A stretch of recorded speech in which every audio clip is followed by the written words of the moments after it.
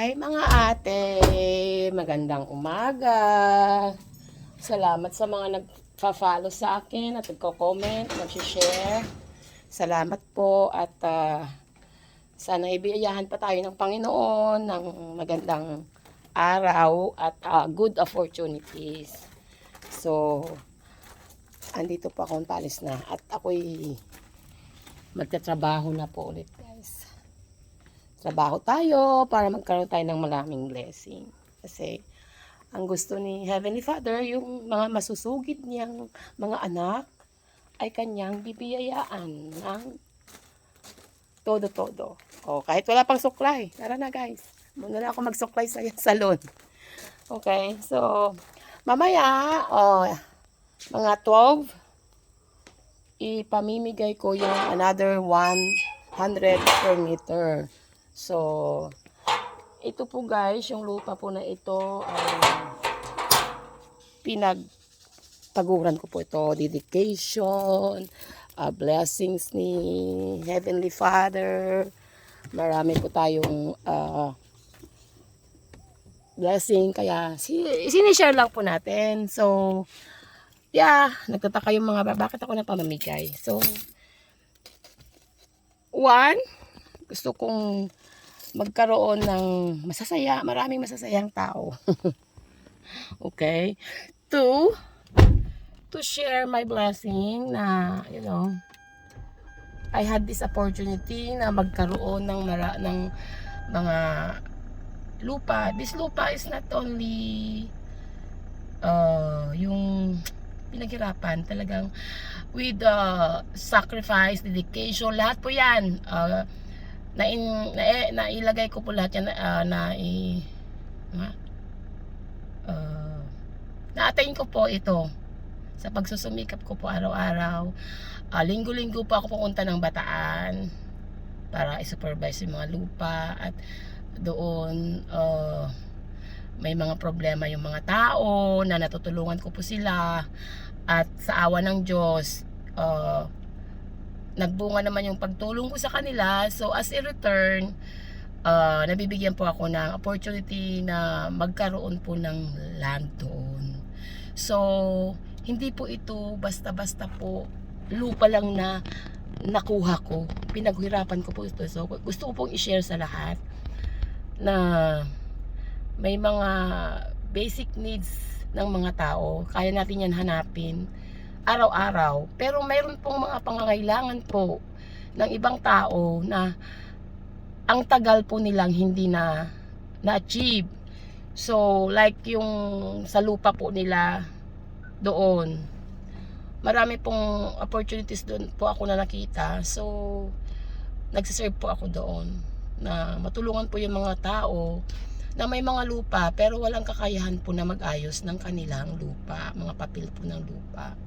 So I just want to share everybody na yung lupa na po yung mga yon ay yung iba po binayaran ko po ng mga rights, yung iba naman po ay pinambayad po sa akin para ako ay magbayad ng tax nila. Kasi yung mga iba pong tao doon, sad to say, hindi po sila nakakabayad ng taxes.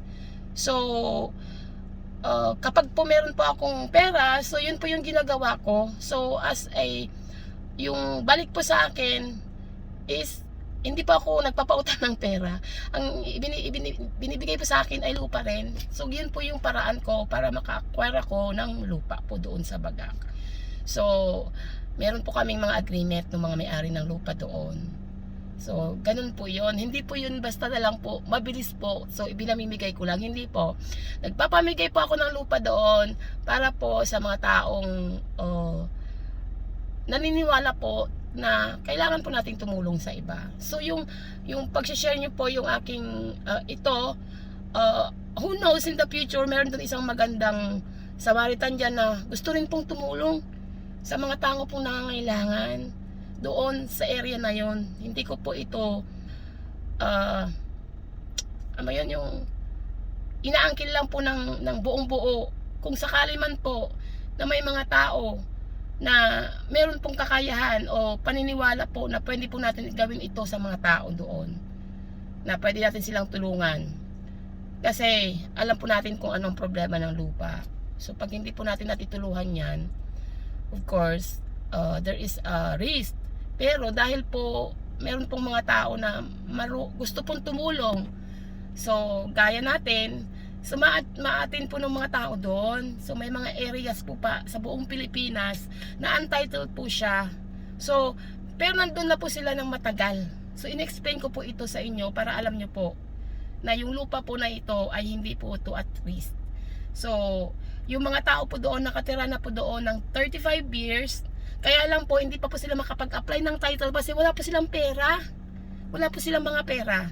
So yung lupa po na yun malaki. So pag ngayon po mayroon tayong limitations na sinatawag nating, may limitation po tayo, hindi po tayo pwede magpatitulo pag rights po yung ating lupa ng above 5 hectares or 12 hectares maximum. So yung mga tao wala pong kakayahan na magbayad ng approved plan pagpa-survey, yun po ang aking tinutustusan at tinutulungan. That's why meron po ako mga lupa po na na-acquire. So sana po yung mga nagtataka dyan, maintindihin niyo po. Kung hindi po kayo nakakaintindi, sorry na lang po, pero siguro I still invite you para po manood sa aking mga videos para po maintindihan po natin that oo, yung isang tao doon meron siyang 24 or 51 hectares. So yun po ay nanggaling po sa lolo nila, pero hindi po nila magagawang mapatituluhan kahit ready na po for title. Kulang po sila ng pera po eh. Kulang po sila talaga. At saka yung tulong po, kasi hindi lang po perang kailangan nila. Kailangan din po nila ng abogado para gumawa ng dokumento. Eh ngayon po alam po natin, pag wala po tayong mga abogado, hindi ka makagawa ng kailangan mong gawin. Like subdivided application, mag-a-apply ka pang i-subdivide po natin yung lupa. So kailangan po natin ng taga-survey. So ganun po yon. So yung mga gusto pong magbasa sa akin, okay lang po, wala pong problema doon. Pero I'm just answering po yung mga iba po na nagsabi sa akin, bakit daw ako nag-award. Hindi po yung award as in award, I'm not a government. Kumbaga, parang reward, award, prize, or winnings. So, award lang po yun. Hindi ko yung sinasabi nga ako po yung may karapatan na mag-award. But because the right is already in my name, so I have the right to give a prize or reward or award, whatever. So kung sino man yung may mas magaling po na terminologies niya na pwedeng i-correct sa aking word, then I am open to that. Kung meron po kayong ibang word na pwede kong i-apply sa ginagawa ko.